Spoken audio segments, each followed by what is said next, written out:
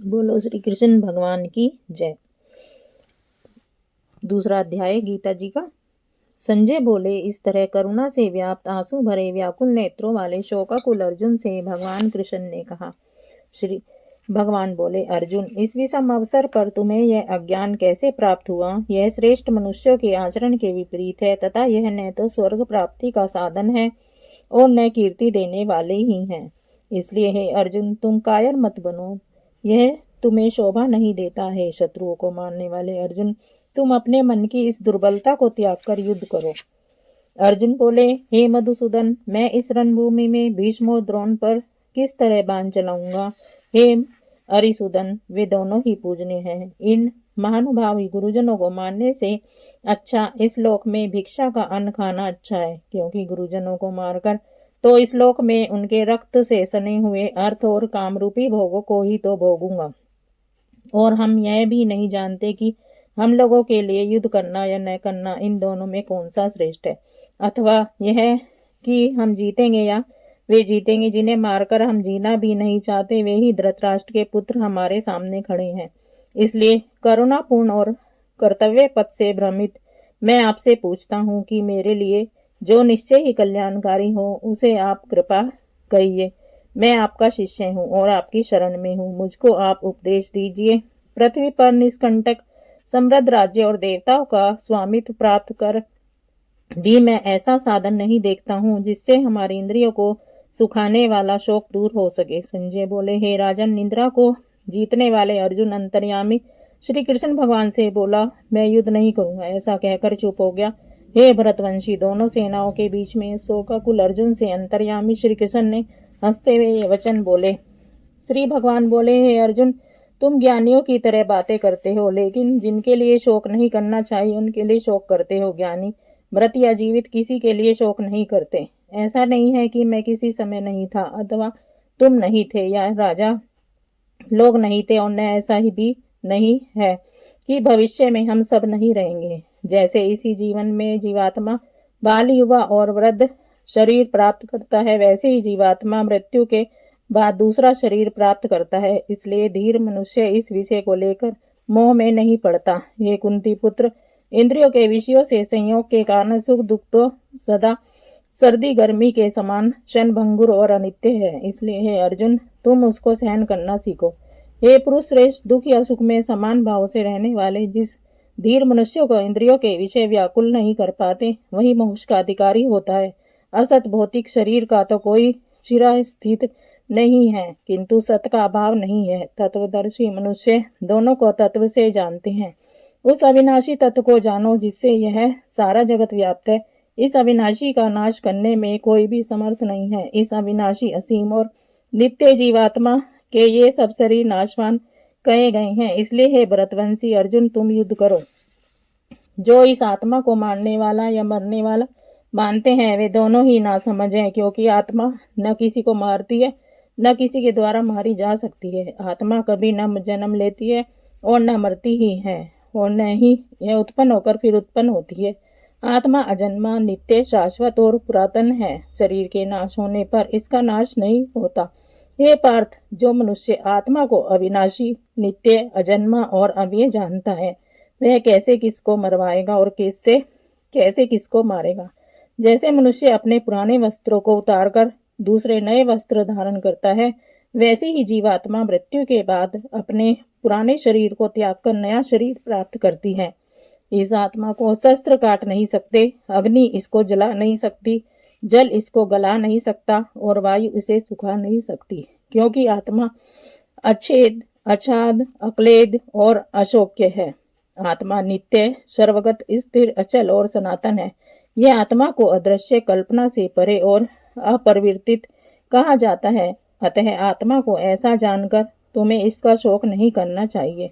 हे महाभाव, यदि तुम शरीर में रहने वाले जीवात्मा को नित्य पैदा होने वाला तथा मरने वाला भी मानते हो तो भी तुम्हें इसका शोक नहीं करना चाहिए, क्योंकि जन्म लेने वाले की मृत्यु निश्चित है और मरने वाले का पूर्व जन्म भी निश्चित है। अतः जो अटल है उसके विषय में तुम्हें शोक नहीं करना चाहिए। हे अर्जुन, सभी प्राणी जन्म से पहले अप्रगट थे और मृत्यु के बाद फिर अप्रगट हो जाएंगे, क्योंकि केवल बीच में प्रकट दिखते हैं और फिर इसमें शोक करने की क्या बात है, क्योंकि इस आत्मा को आश्चर्य की तरह देखता है, क्योंकि कोई इसका आश्चर्य की तरह वर्णन करता है, कोई इसे आश्चर्य की तरह सुनता है और कोई इसके बारे में सुनकर भी नहीं समझ पाता है। हे अर्जुन, सबके शरीर में रहने वाला यह आत्मा सदा अवध्य है, इसलिए किसी भी प्राणी के लिए तुम्हें शोक नहीं करना चाहिए और अपने स्वधर्म की दृष्टि से भी तुम्हें अपने कर्तव्य से विचलित नहीं होना चाहिए, क्योंकि क्षत्रिय के लिए धर्म युद्ध से बढ़कर दूसरा कोई कल्याणकारी कर्म नहीं है। हे पार्थ, अपने आप प्राप्त हुए युद्ध से ऐसे अवसर स्वर्ग के खुले हुए द्वार जैसे हैं, जो सौभाग्यशाली क्षत्रियों को ही प्राप्त होते हैं। और यदि तुम इस धर्म युद्ध को मान नहीं करोगे, तब अपने स्वधर्म और कीर्ति को खोकर पाप को प्राप्त होगे। इसके अतिरिक्त सब लोग दीर्घ काल तक तुम्हारी अपकीर्ति की चर्चा करेंगे। सम्मानित व्यक्ति के लिए अपमान मृत्यु से भी बढ़कर है। महारथी लोग तुम्हें डरकर युद्ध से भागा हुआ मानेंगे। जिनके लिए तुम बहुत सम्मानित हो, उनकी दृष्टि से तुम नीचे गिर जाओगे। तुम्हारे शत्रु तुम लोग तुम्हारी सामर्थ्य की निंदा करते हुए तुम्हें बहुत कुछ कटु शब्द कहेंगे। तुम्हारे लिए इससे अधिक दुखदायी और क्या होगा। युद्ध में मरकर तुम स्वर्ग जाओगे या विजयी होकर पृथ्वी का राज्य भोग करोगे। इसलिए हे कौन्तेय, तुम युद्ध के लिए निश्चय करके खड़े हो जाओ। सुख दुख, लाभ हानि और जीत हार की चिंता न करके तुम्हें अपनी शक्ति के अनुसार कर्तव्य कर्म करने चाहिए। ऐसे भाव से कर्म करने पर तुम्हें पाप नहीं लगता। हे पार्थ, मैंने सांख्य मत का यह ज्ञान तुमसे कहा। अब कर्म योग का विषय सुनो, जिस ज्ञान के स्वरूप से तुम कर्म के बंधन से मुक्त हो जाओगे। कर्म योग में आरंभ अर्थात बीज का नाश नहीं होता तथा उल्टा फल भी नहीं मिलता है। इस निष्काम कर्म रोग रूपी धर्म का थोड़ा सा अभ्यास भी महान भय से रक्षा करता है। अर्जुन, कर्मयोगी केवल ईश्वर प्राप्ति का ही दृढ़ निश्चय करता है, परंतु हे कुरुनंदन, सकाम मनुष्यों की इच्छाएं अनेक और अनंत होती हैं। हे पार्थ, सकाम अविवेक जन, जिन्हें वेद की मधुर संगीतमय वीणा वाणी से प्रेम है, ऐसा समझते हैं कि वेद में भोगों के सिवा और कुछ ही नहीं है। स्वर्ग को ही श्रेष्ठ मानने वाले, भोग और धन को प्राप्त कराने वाले अनेक धार्मिक संस्कारों को बताते हैं, जो पुनर्जन्मी रूप कर्मफल को देने वाले होते हैं। भोग और ऐश्वर्य ने जिनका चित्त हर लिया है, ऐसे व्यक्ति के अंतःकरण में भगवत प्राप्ति का दृढ़ निश्चय नहीं होता है और वे परमात्मा का ध्यान नहीं कर सकते हैं। हे अर्जुन, वेदों का विषय प्रकृति के 3 गुणों से संबंधित है। तुम त्रिगुणातीत, निर्द्वंद, परमात्मा में स्थित, योग क्षेम न चाहने वाले और आत्मपरायण बनो। ब्रह्म का तत्वतः जानने वालों के लिए वेदों के तात्पर्य की उतनी ही आवश्यकता रहती है जितनी महान सरोवर के प्राप्त होने पर एक छोटे जलाशय की। केवल कर्म करना ही मनुष्य के वश में है, कर्म फल नहीं। इसलिए तुम कर्म फल की आसक्ति में न फंसो तथा अपने कर्म का त्याग भी न करो। हे धनंजय, परमात्मा के ध्यान और चिंतन में स्थित होकर सभी प्रकार की आसक्तियों को त्याग कर तथा सफलता और असफलता में सम होकर अपने कर्तव्य कर्मों का भलीभांति पालन करो। मन समत्व भाव से रहना ही योग कहलाता है। कर्म योग से सकाम कर्म अत्यंत निष्कृष्ट है। अतः हे अर्जुन, तुम कर्म योगी बनो, क्योंकि फल की इच्छा रखने वालों को दुख होता है। कर्म फल की आसक्ति त्याग कर कर्म करने वाला निष्काम कर्म योगी इसी जीवन में पाप और पुण्य से मुक्त हो जाता है। इसलिए तुम निष्काम कर्म योगी बनो। निष्काम कर्म योग को ही कुशलता पूर्वक कर्म करना कहते हैं। ज्ञानी कर्म योगी जन कर्म फल की आसक्ति को त्यागने के कारण जन्म मरण के बंधन से मुक्त हो जाते हैं तथा परम शांति को प्राप्त करते हैं। जब तुम्हारी बुद्धि मोहरूपी दलदल को पार कर जाएगी, उस समय तुम शास्त्र से सुने हुए तथा सुनने योग्य वस्तुओं से भी वैराग्य प्राप्त करोगे। जब अनेक प्रकार के प्रवचनों को सुनने से विचलित हुई तुम्हारी बुद्धि परमात्मा के स्वरूप में निश्चल रूप से स्थिर हो जाएगी, उस समय तुम समाधि में परमात्मा से युक्त हो जाओगे। अर्जुन बोले, हे केशव, समाधि प्राप्त स्थिर बुद्धि वाले अर्थात स्थित प्रज्ञ मनुष्य का क्या लक्षण है? स्थिर बुद्धि वाला मनुष्य कैसे बोलता है, कैसे बैठता है, कैसे चलता है? श्री भगवान बोले, हे पार्थ, जिस समय साधक अपने मन की संपूर्ण कामनाओं को पूर्ण रूप से त्याग देता है। जब विशुद्ध हुआ मन आत्मा से संतोष प्राप्त करता है तो उस समय वह स्थित प्रज्ञ कहलाता है। दुख से जिसका मन उद्विग्न नहीं होता, सुख की जिसकी आकांक्षा नहीं होती, जिसके मन से राग, भय और क्रोध नष्ट हो गए हैं, ऐसा मुनि स्थित प्रज्ञ कहा जाता है। जिसे किसी भी वस्तु में आसक्ति न हो, जो शुभ को प्राप्त कर प्रसन्न हो और अशुभ से द्वेष न करे, उसकी बुद्धि स्थिर है।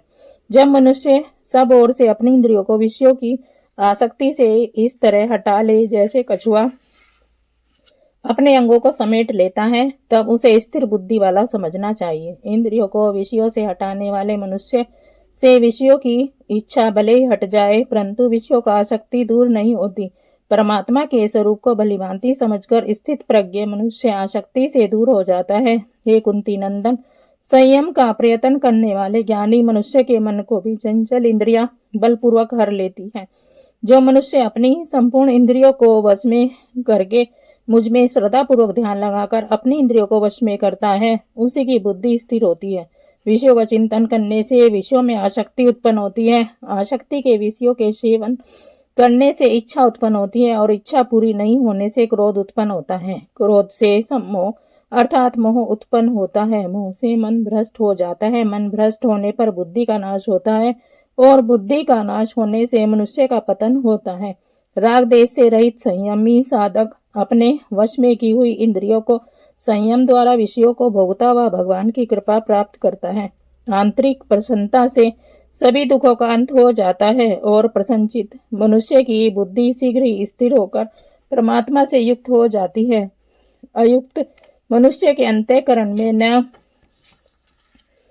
ईश्वर का ज्ञान होता है, न ईश्वर की भावनाहीन मनुष्य को शांति नहीं मिलती और अशांत मनुष्य को सुख कैसे प्राप्त हो सकता है। जैसे जल में तैरती नाव को तूफान उसके लक्ष्य से दूर ढकेल देता है, वैसे ही इंद्रिय सुख मनुष्य की बुद्धि को गलत रास्ते की ओर ले जाता है। इसलिए हे अर्जुन, जिसकी इंद्रियां सर्वथा विषयों के विरत होकर उसके वश में होती है, उसकी बुद्धि स्थिर रहती है। सब प्राणियों के लिए जो रात्रि है उसमें संयमी मनुष्य जागा रहता है, और जब साधारण मनुष्य लौकिक सुखों के लिए जागते हैं तत्वदर्शी मुनि के लिए वे रात्रि के समान होता है। जैसे सभी नदियां के जल समुद्र को विचलित किए बिना परिपूर्ण समुद्र में समा जाते हैं, वैसे ही सब भोग जिस संयमी मनुष्य में विकार उत्पन्न किए बिना समा जाते हैं, वह मनुष्य शांति प्राप्त करता है, न कि भोगों की कामना करता है। जो मनुष्य सब कामनाओं को त्याग कर इच्छा रहित, ममता रहित और अहंकार रहित होकर